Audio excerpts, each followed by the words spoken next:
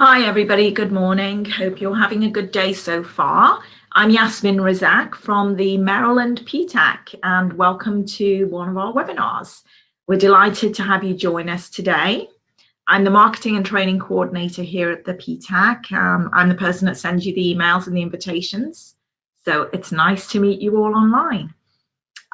Today, the webinar topic is going to be how to read and understand a federal government solicitation. It will be led by our PTAC counsellor, Artie Cardwell. Hi, Archie, you there? Yes, I am. Good morning. Good morning to you. Good morning to you. And we're excited to hear what you have to say on this topic. This is a new webinar for us. So yes, it'll be great. If you can hear me okay, I'd like you to look at the control panel on your screen and raise your hand, or you can post a yes in the chat box just to make sure that you can see the screen and hear everything okay. So I see hands raised, so that's good. So we're going to start in just a few seconds. There will be lots of opportunities to ask Archie questions throughout the webinar. And the way to do that is to look at the questions section on your screen and just type in your question. And when I see questions pop up, I'll let Archie know and he'll get to as many as possible. You will get a copy of the PowerPoint at the end of the webinar. It will be tagged onto the panel so you can download it and save it to your computer. So please stay tuned to the end. A little bit about the Maryland PTAC for those of you who are not familiar. It's our mission to help position Maryland-based businesses to fully compete in federal, state, and local government procurement processes. That sounds like a mouthful, doesn't it? But basically, if you are interested in getting into government contracting, we're here to help you get there. Really easy. You just register with us on our website, which is mdptac.org. And once we receive your application, you will be assigned to a counsellor who will reach out to you to book counselling sessions. It's completely free and it's confidential. So we do encourage you to sign up to become clients. You've got nothing to lose and a lot to gain. If you have been counselled with us before in the past, you can log into your account and find out who your counsellor is if you can't remember, and just email them to request another meeting. So it's super easy. All right, enough from me. I know you want to hear what Archie has to say. So over to you, Archie. Thank you, Yasmin, and good morning to everyone. I'd like to thank each and every one of you for taking time out of your busy schedule to attend this webinar. As Yasmin indicated, the topic today is how to read and understand a federal government solicitation. What we'd like to do here is identify key attributes of the government solicitation bid package. You will or you should be able to identify the elements of a government solicitation bid package and correspondingly be able to respond more effectively to government solicitations. Yasmin covered some of the information about the Maryland PTAC mission. The mission statement is to increase contracting activity between small businesses, prime government contractors, and the local, state, and federal governments. Now, we offer individualized counseling should that be something that you find you need. For example, we offer individual counseling in government marketing strategies, government registrations, which include eMaryland Marketplace, the SBR program, a Small Business Reserve, System for Award Management. I'm sure you've all heard of SAM and had your various experiences with SAM. Woman-owned small business, economically disadvantaged, woman-owned small business self-certification, and then the service disabled veteran-owned small business / veteran-owned small business verification with the VA. We also offer assistance with federal and state procurement, GSA schedule assistance, bid and proposal assistance, pre and post award audits, business assessment and marketing strategies, and specialized workshops and training classes. Other services we offer: government marketing strategies, business assessment, contract compliance assistance, SBIR / STTR proposal assistance. I'd like to also say that our funding is through a cooperative agreement with the Department of Defense DLA agency. The grant is administered by the University of Maryland. Now, here's the executive summary. When the government wants to buy a good or service, it issues a solicitation. Solicitations are documents that make the government's requirements clear so that the businesses can submit competitive bids.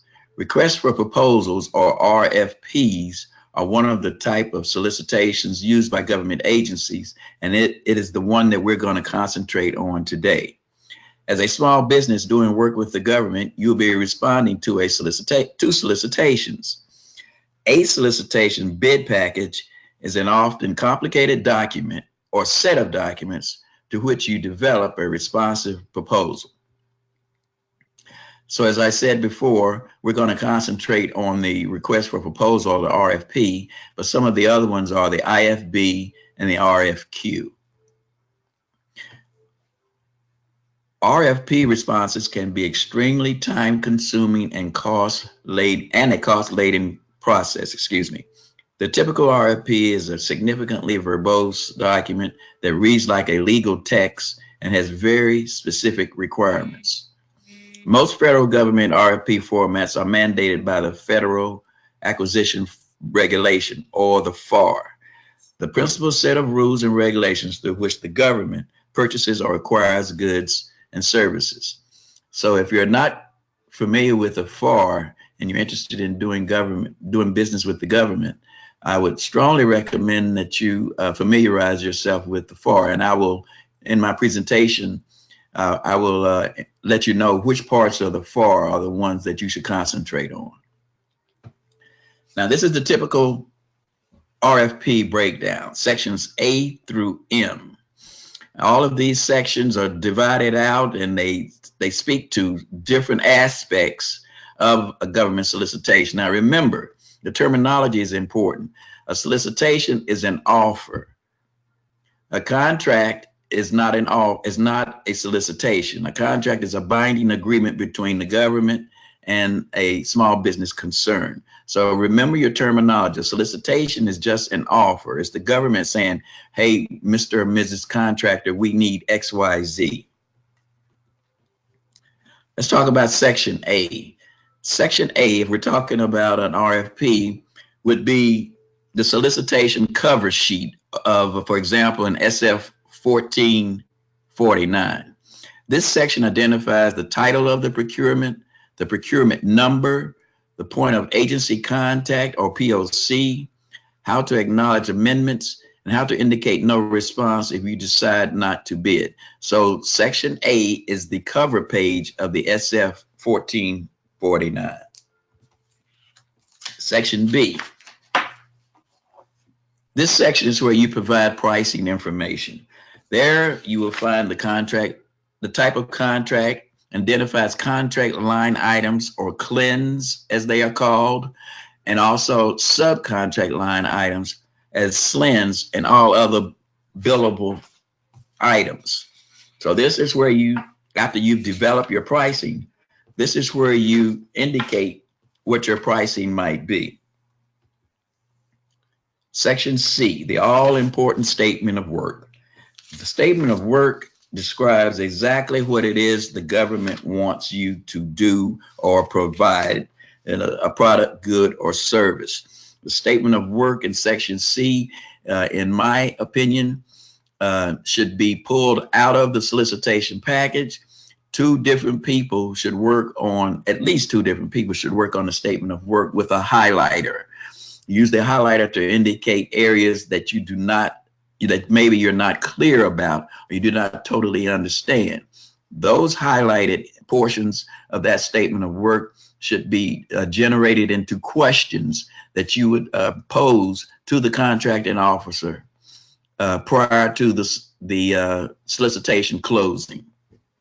So once again, pull the statement of work, Section C, out of the solicitation package, get a highlighter, highlight anything that may be ambiguous that you don't understand, turn those ambiguities into questions, and send those questions to the contracting officer, who is required to respond back not only with answers to you, but with what's called a solicitation amendment, so that everyone else who is participating in this particular requirement would know what the answers are, because they may have had the same questions that you had. Section D, packaging and marking. This section defines how all contract deliverables, such as reports and material, will be packaged and shipped or delivered. Now, this section is important because the government designates specific terms and methods of packaging, for the way they would like your response to be presented, in addition to all the contract deliverables. If there are reports that they're asking for, if there are QA or QC reports that need to be generated, they must be generated in a specific format, and the government will tell you what that format might be. Section E, inspection and acceptance. This section identifies the tasks the contractor must be prepared to undertake and prescribes the process by which the government officially accepts deliverables and what will happen if the work is not accepted. Section F, deliveries or performance. This section defines how the contracting officer will control the work performed and how you will deliver certain contract items. Contract administrative data. This section describes how the contracting officer and your firm will communicate to ensure both performance and prompt payment. Section G, method of payment. The federal government has prompt payment rules that require most payments be made by electronic funds transfer, or EFT. Contents of an invoice.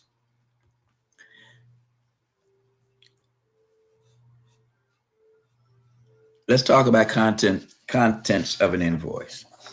Your invoices should and must include, and this, by the way, is found in the FAR, where it specifically states what is in the FAR is called a true and proper invoice. A true and proper invoice must include the contractor name, address, and phone number, the invoice date, invoice number, the contract number, the line item numbers for which you're billing, any allocation of all hours and expenses, description, quantity, unit of measure, unit price, and extended price of goods delivered or services performed, the total invoice amount, any payment terms, which include discounts for prompt payment like net 30, net 15, for example, remittance address, billing point of contact, which means a name of a person, the title that person has, that person's phone number, and that person's mailing address.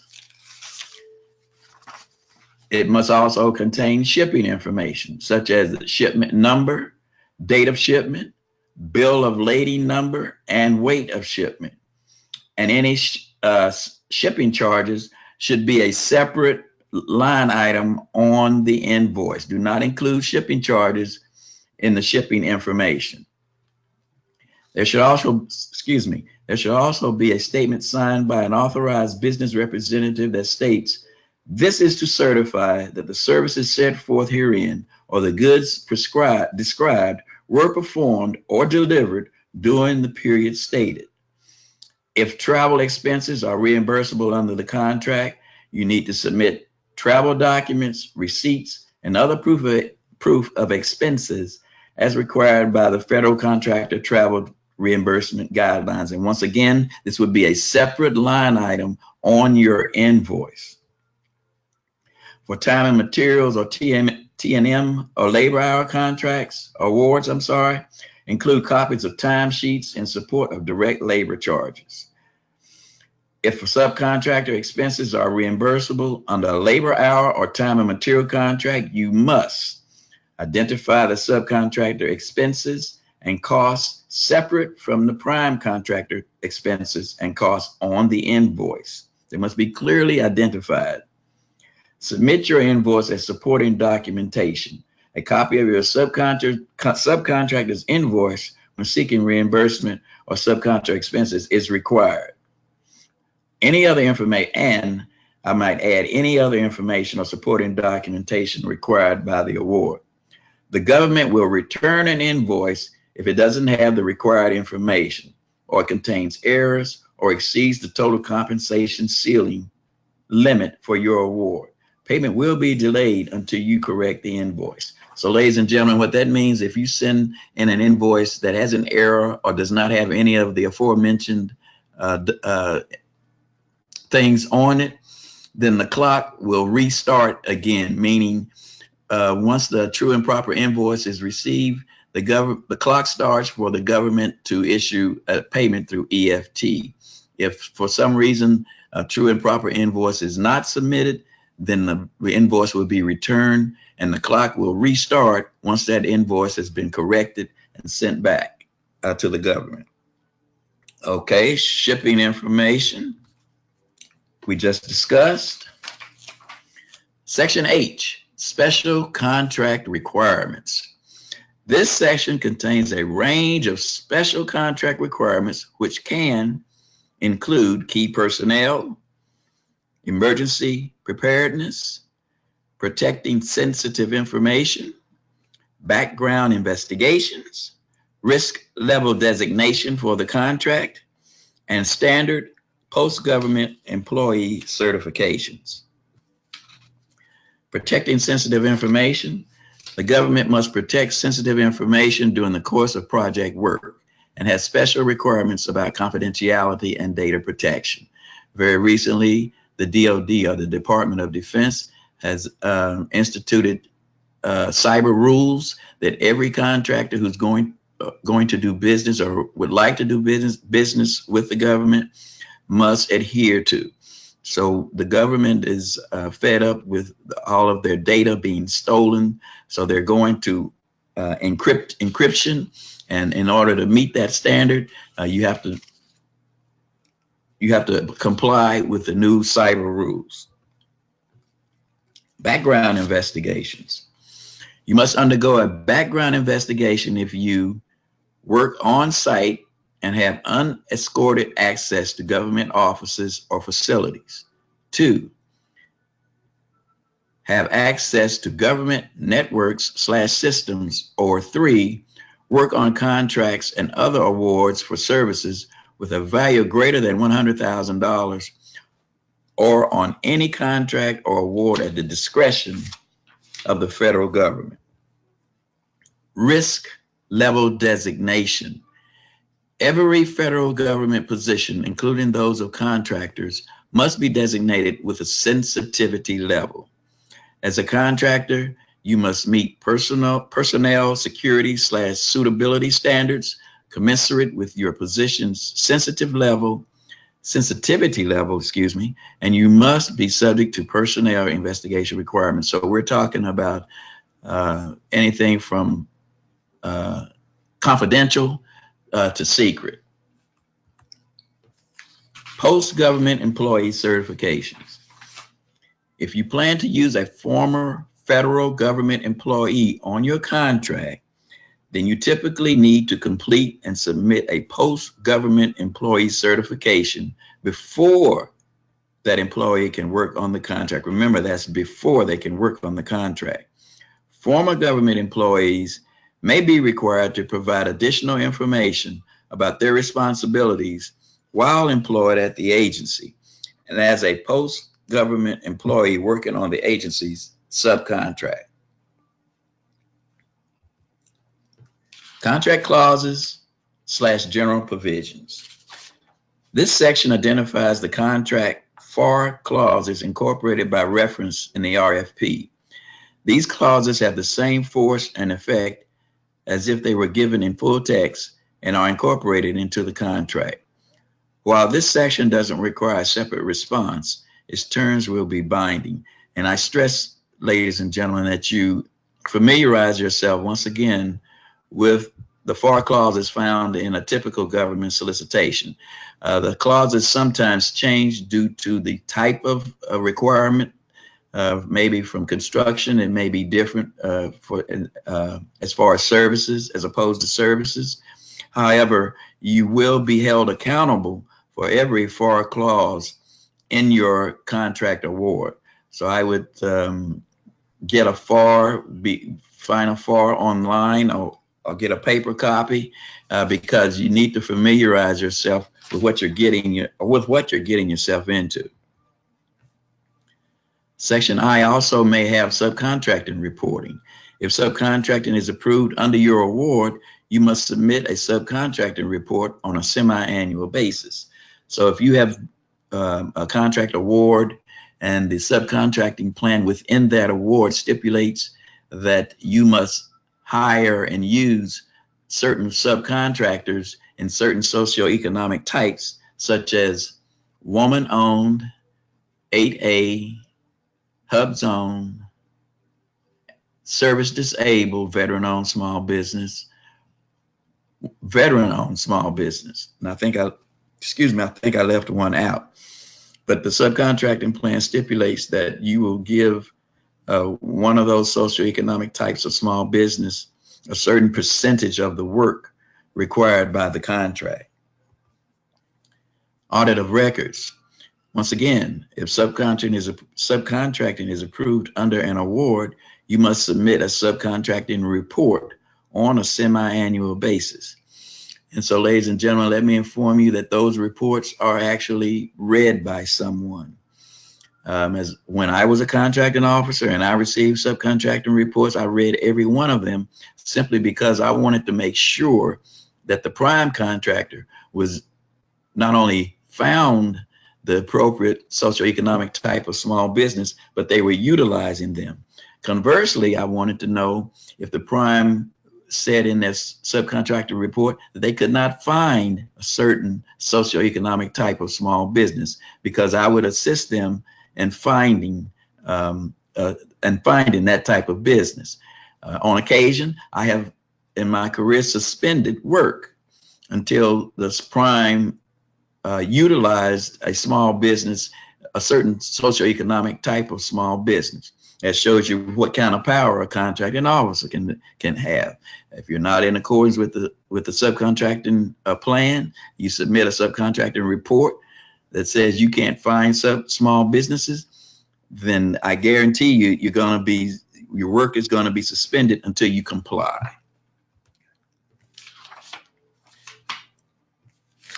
And continue with section I, public release of contract award and advertising publicity information.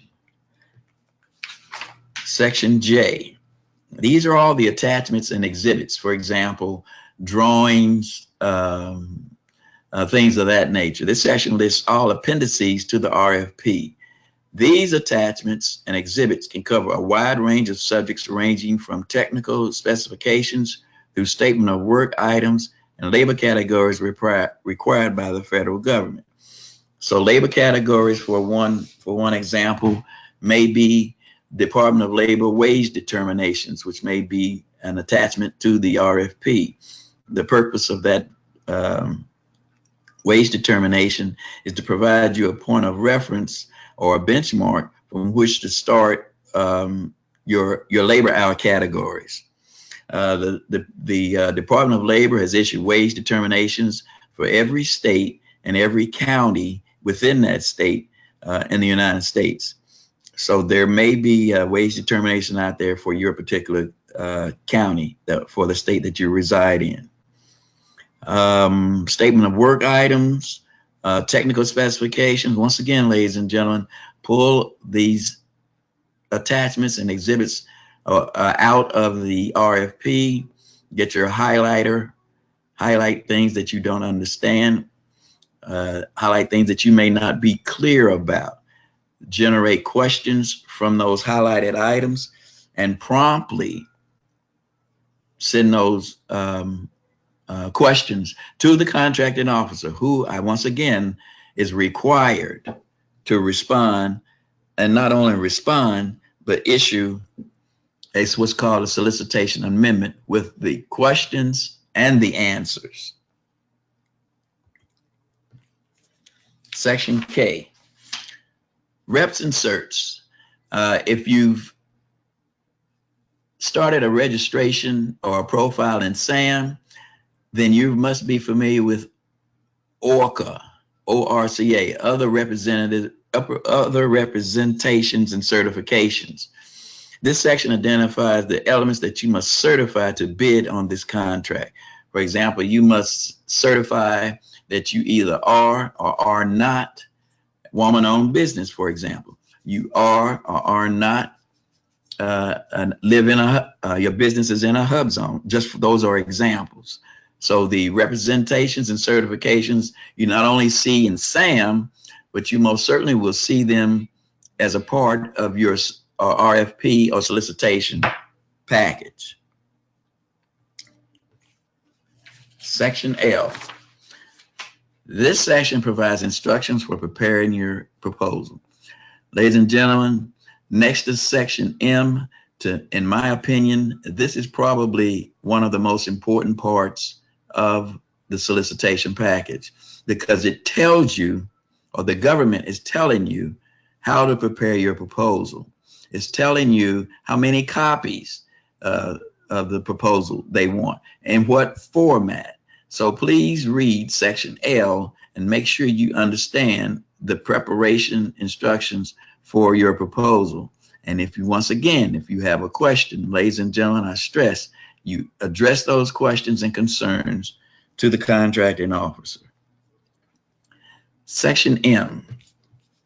Ladies and gentlemen, in my humble opinion, section M is probably the most important part or section in the solicitation, because it outlines how the agency will assess and evaluate your proposal.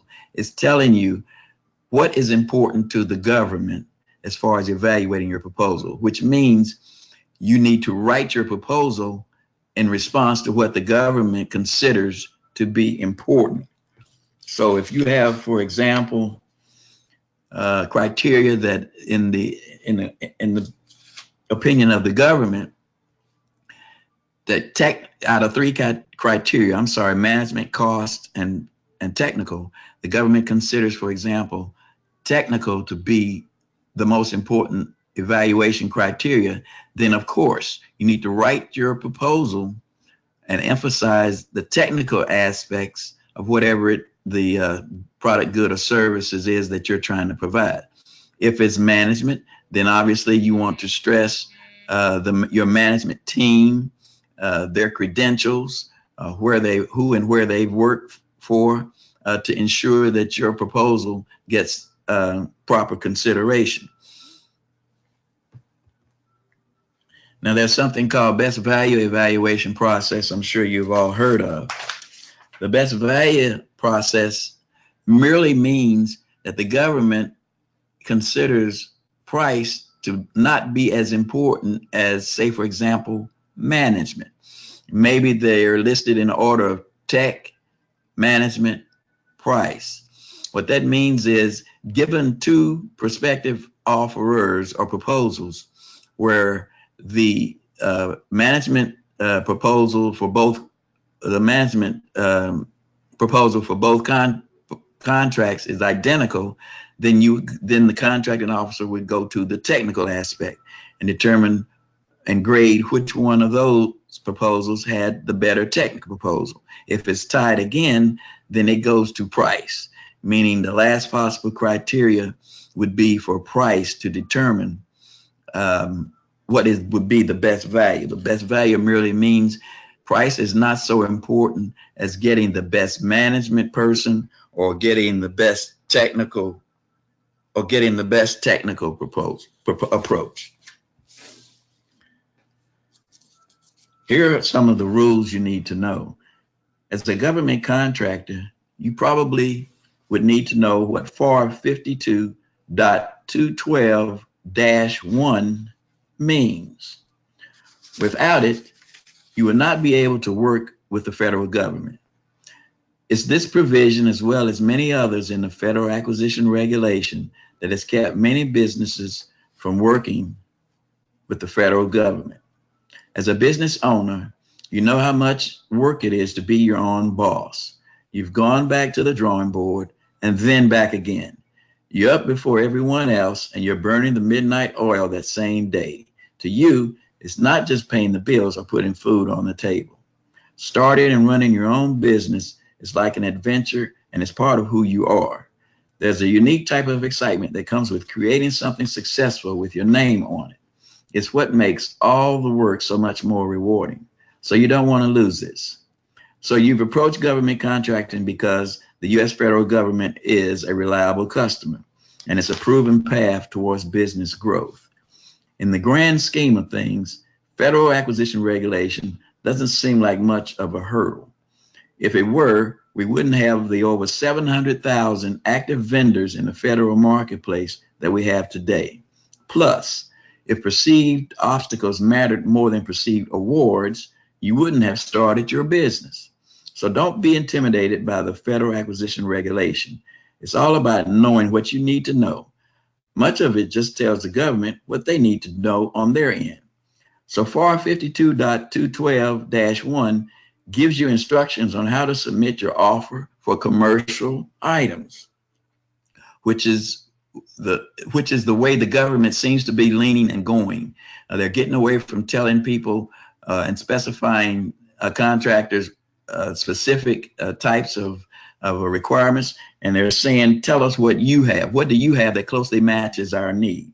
So if you learn this, you can bid. If you can bid, you can win contracts. If you can win contracts, you will find a source of not only just stability, but growth that's far more superior than working in the commercial sector. FAR 52.212-1. Don't let the term commercial items confuse you. This includes both products and services that are available to regular, everyday civilians to purchase. Installing a light fixture is as much a commercial item as a smartphone. Now, the requirements for submitting a bid for commercial items. And we're talking about the RFP, we're talking about Section A, the SF 1449. The offer may be submitted with an SF 1449, or it may be submitted, and this is according to the FAR, letterhead stationery. Number 3, any other medium specified on a solicitation. Offers must contain the following information: solicitation number, time specified in the solicitation for receipt of offers, name, address, and phone number of the offerer, technical description of items being offered. The description must be detailed enough to show that it matches the contract's requirements. So we're talking about a commercial item that you have to prove matches what the government requirement might be. This includes any product guides or other documents if necessary. Number 5, terms of express warranty. 6, price and any discount terms. 7, remit to address if it's different from the mailing address. Number 8, a completed copy of the representations and certifications found at FAR 52.212-3 or FAR 52.212-3 is a worksheet that you can complete. And it's pretty much a checklist of how your business represents itself with set-asides along with various details about your products. Number 9, acknowledgement of solicitation amendments. So if there's a solicitation amendment issued, you must sign and acknowledge it back to the contracting officer. Number 10, and this is a big one, past performance information. Past performance is your quote unquote grade for how well you did on previous contracts or subcontracts. They must include recent and relevant contracts for the same or similar services. Include contract numbers and point of contact. If you don't have a past performance rating, you can start by working as a contractor. So ladies and gentlemen, if you don't have past performance history, then you're obviously going to need to do some subcontracting work prior to getting and landing your own contract. I have details concerning how to find subcontracting work If you'd like them, please submit a question to Yasmin, and I can provide and follow up with you on those details. Let me also add, if you're having trouble finding subcontracting work and you hear about one of your competitors or someone in your industry landing a nice contract for which they may need additional capacity, then ladies and gentlemen, this is not the time to be quote unquote hating on that particular individual. This is the time to reach out to that individual, congratulate them, and ask them if there is any way that you can help them fulfill the requirements of the contractor. The whole objective is to get credit, that is, credit for subcontracting performance.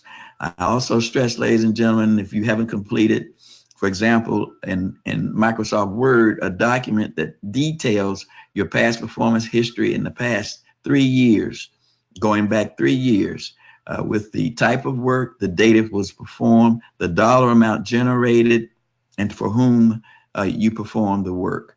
I'm stressing that you create this in chronological order in a Word document, the type of past performance history that you have. If you perform this work for someone as an employee, you still perform the work, and it needs to be included in your past performance history. Once you perform this work, no one can take that work from you.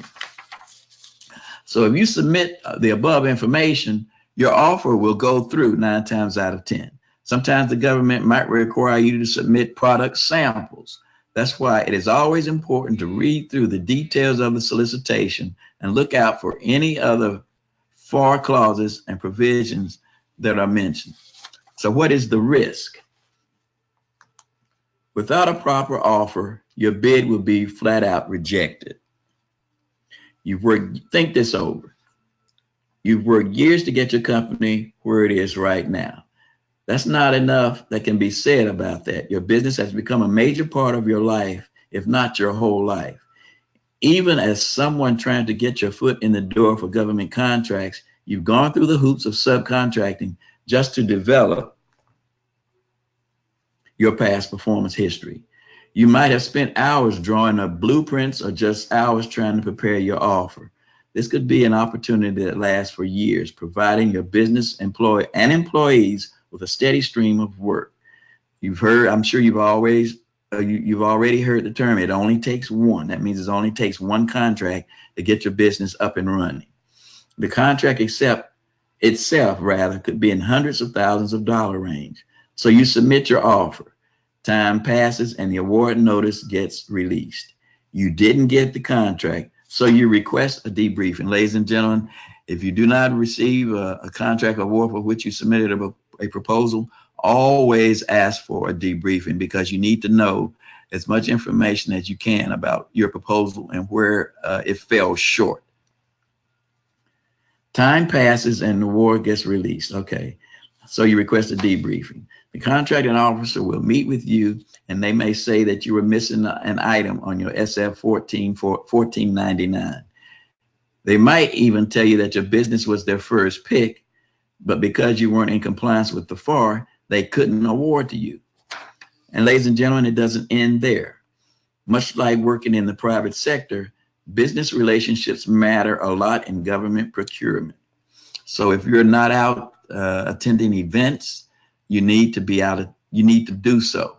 If you're not meeting with some of the small business office professionals or representatives of a certain federal government agency, then I strongly suggest that you do. If you didn't win because someone else had a better offer than you, then you could. It may be hard to take, but it's understandable and it's disappointing. But it doesn't reflect on your professional competency as a government contractor. Submitting a proper offer is a baseline skill for government contractors. Ladies and gentlemen, if you can't even do that, do you think the contracting officer would take your business seriously? You're not just getting off on the wrong foot, you're actually twisting your own ankle. It will definitely slow your growth. So again, putting together a proper offer is the minimum that's required of you.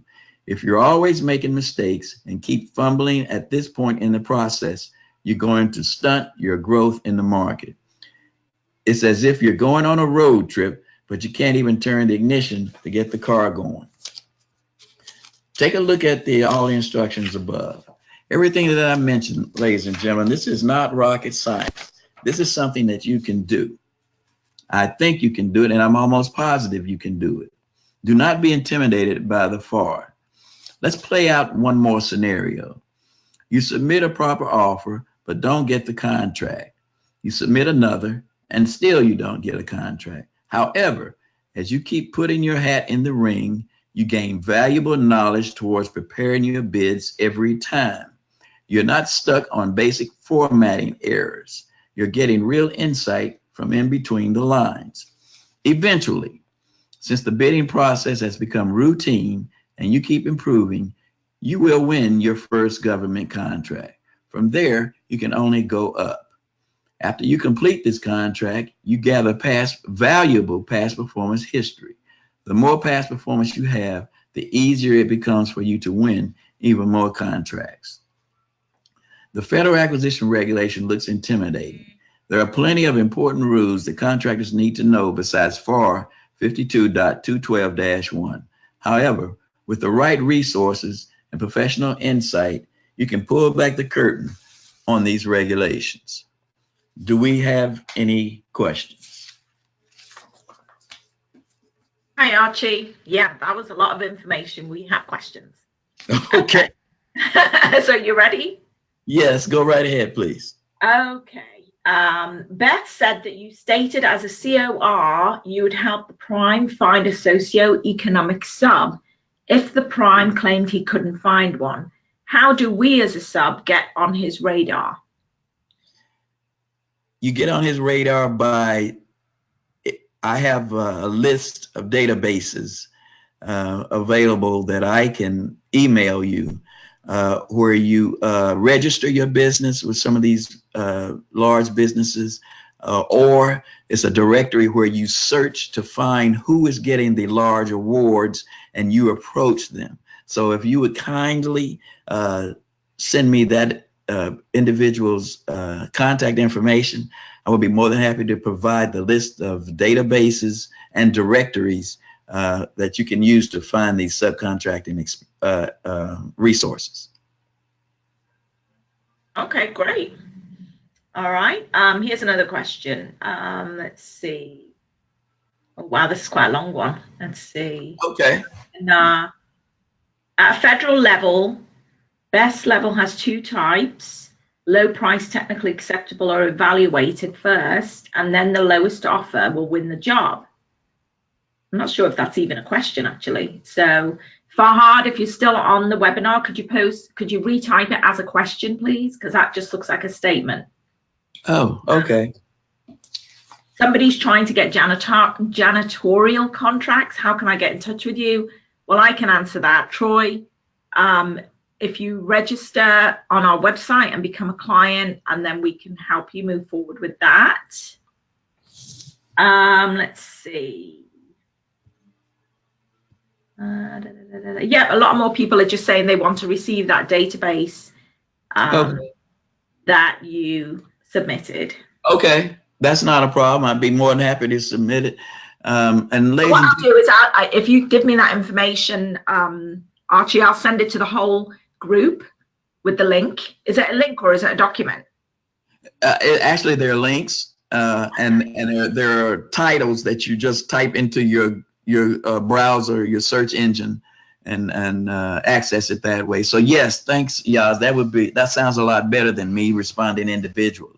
Right. So after this webinar, when Archie sends me that information, I'll send that out. You'll also get a copy of the PowerPoint with Archie's notes in it. Obviously, there was a lot of information that we covered here, so we didn't post that, with each slide, because some of you are asking about, are there slides for each point? There's just too many points to have a slide for each one, but you will get that in the notes, so don't worry about that. Okay. Somebody said register on our website to become a client. What is the website? The website, which we'll go over in a few minutes, is mdptac.org, and it's free to register. Let's see. So Natasha asks, I'm still on active duty and will start leave in April. Can I submit a proposal when I'm on leave, or do I need to wait until I'm fully retired to submit a proposal?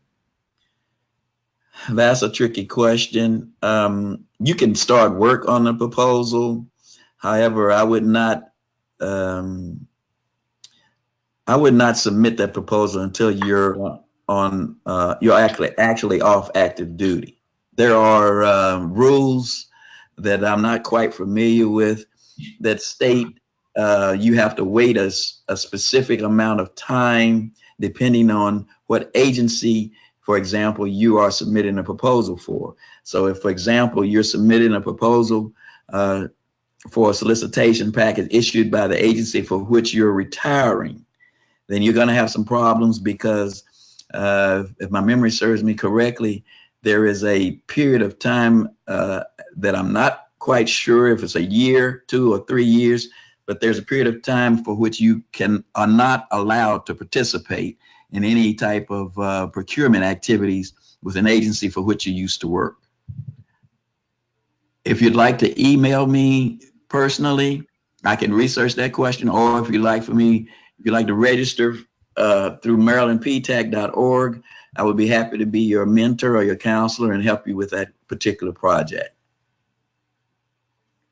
Okay, great. Okay, we have a question from Ashok asking, what is the best way to find out if find prime vendors who recently won contracts, but which he has the capability to support?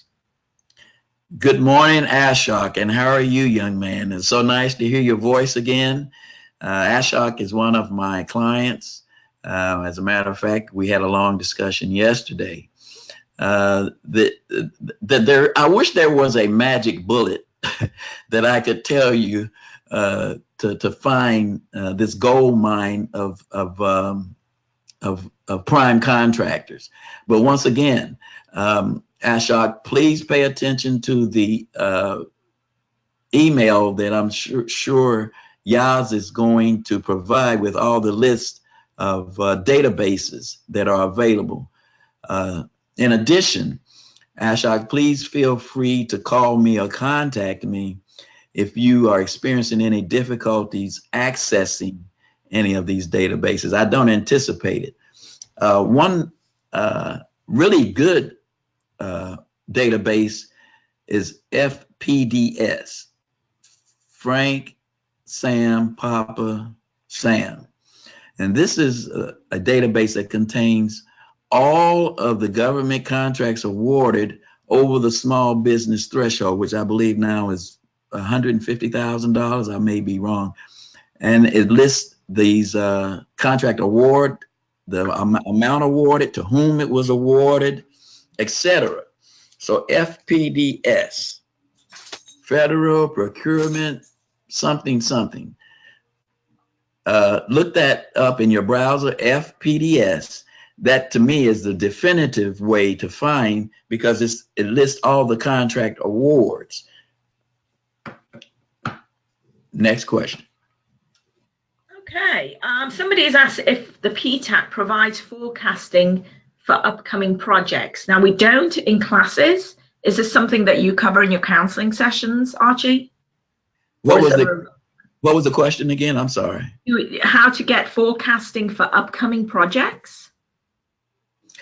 Oh, well, if I'm your counselor, I'll try to help you as much as I can. Is that what there is? I'm not sure I'm answering. So that would be a yes. So Yes. Cheryl, if you haven't already register with us. And I guess in your application, you could specify that you would like Archie to be your counselor. He's based in Hagerstown, but he can do counseling over the phone and via webinars as well. Thank you. Let's see. Okay, no more questions for now. Oh, hang on, something's coming. Okay. Do you believe you should wait to submit a bid for certification? For what kind of certification? I'm sorry, I'm not clear. Woman-owned. A woman-owned. No, definitely don't wait. As a matter of fact, submit your packages, and where you can include in that package that the certification is pending. Meanwhile, if you're talking about woman-owned, I think a woman-owned certification is self-certifying, or if you're looking at economically disadvantaged, which I highly recommend, because there's funding for that, and there are separate NIST codes that have opened up for economically disadvantaged woman-owned small businesses. So no, don't wait, but that doesn't mean the contracting officer is going to include you as a woman-owned small business. So, and as a matter of fact, I'm not sure if legally he or she, contracting officer, can do that. That doesn't mean you can't get get practice on how to submit a proposal. And if you like, I can review it for you. Please feel free. Any other questions? Cheryl's asked, do we schedule prime and subcontractor meetings? We do not. Not at the moment. We do have a huge Hub Zone event coming up in May. We're still putting that together. So that could possibly be an opportunity for you. The best way to keep informed is to read the emails we send out to all our clients every week. So we should have a save the date if a Hub Zone issue is something that you're interested in. But apart from that, no, nothing at the moment. Let me add that if you're meeting with a prime and the prime requested the meeting, do your homework. You need to know everything about that prime before you walk into that meeting. You need to be prepared to answer any question that they ask you. Anytime a prime approaches you, that means that they have picked you out of a crowd of I don't know how many other possible subcontractors. This is your moment to shine. This is your moment to show that you have confidence in what you do. So if a prime has asked you for a meeting, this is it. This is the big one. And if in fact you are the one requesting the meeting and the prime has agreed, then you need to have some type of presentation, preferably a PowerPoint presentation prepared. You need to have a capability statement. You need to have your business cards ready. And the PowerPoint should not be over, it should be less than 10 slides, because you don't want to put the prime or the contracting officer that is, to sleep. Anything else? No, nothing. I think you've answered everybody's questions. That was really amazing. When I first looked at the PowerPoint that you had prepared, I was worried we were going to go over the 2 hours. So you did very, very well there, Archie. I'm impressed. Well, thank you. Looks like we had over just around a half an hour left, huh? Yep. So if you got any last minute questions, now's your time to post them in the question box. Otherwise, we will start to wrap up. I will attach the PowerPoint with notes to the handout section of the panel, which you will see in a second, and then you can save that to your computer. If you want more information, please sign up to become a client. We can't counsel you unless you are a client. It's free, and at the moment it's taking about 5 to 10 days to get assigned to a counselor. And we encourage you to do that. And after the webinar, Archie, you're going to send me some information to send out, right? Yes, I will. Okay, so you'll be getting information about the links he talked about there. Ladies and gentlemen, let me stress, do not be intimidated by a government solicitation or an RFP. Pull that solicitation apart as I have instructed you. Highlight anything in that solicitation that you don't understand. Generate a question back to the contracting officer. When you get that response back, govern yourself accordingly and write your proposal accordingly. If you don't win the first time, second time, or third time, do not be discouraged, ladies and gentlemen. Continue to plug away, and eventually you're going to get your government contract. Thank you. Thank you, Archie. Okay, do you have another slide about information and that kind of thing? Oh, I certainly do. Okay. Okay, we prepare you for government contracting success, free confidential counseling. Once again, ladies and gentlemen, there's the link to register as a client or connect with your counselor. To get help with registration, counseling classes, that is the information. And then here are all of our counselors, to include our director, Ms. Denise Warner. I am based in Washington County. My areas of responsibility are Allegheny, Garrett, and Washington County. I maintain an office at Hagerstown Community College. But please, ladies and gentlemen, feel free to contact me by email or by phone. Thank you. And then one last slide, I believe, about connecting with us online. So Yes. we do encourage you. We know a lot of you are active either on LinkedIn, Facebook, or Twitter. We are also active. Connect with us so that you can find out the latest developments, government contracting news, and learn about classes. Because our classes, a lot of our classes get filled up really, really quickly. So you want to be able to get on there first. So I'd like to thank you, Archie. That was great. Thank you, everybody, for staying to the end, participating with your questions. We hope you got a lot of value out of this. And now I'm going to post a quick poll. So I'd appreciate it if you could just quickly select an option. We're always doing this we're constantly, evaluating ourselves to make sure we deliver good service. So that would be really appreciated.